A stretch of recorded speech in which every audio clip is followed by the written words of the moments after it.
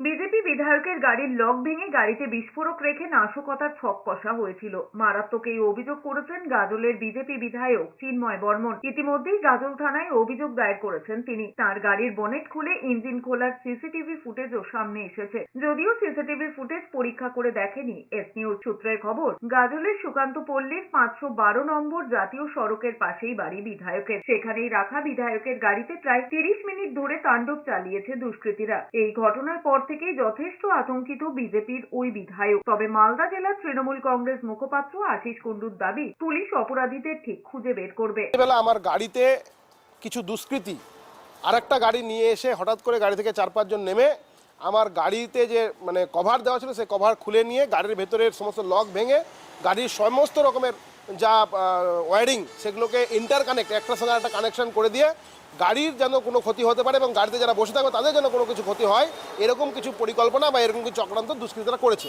এবং সিসিটিভি ফুটেজের তথ্য অনুযায়ী প্রায় 30 মিনিট ধরে আর তারা এই নাশকতামূলক কাজ চালায়। প্রশাসনের দ্বারস্থ হয়েছি, পুলিশ প্রশাসন আশ্বস্ত করেছে, কিন্তু যত তাড়াতাড়ি সম্ভব তাদেরকে গ্রেপ্তার করা উচিত বলে আমার মনে হয়।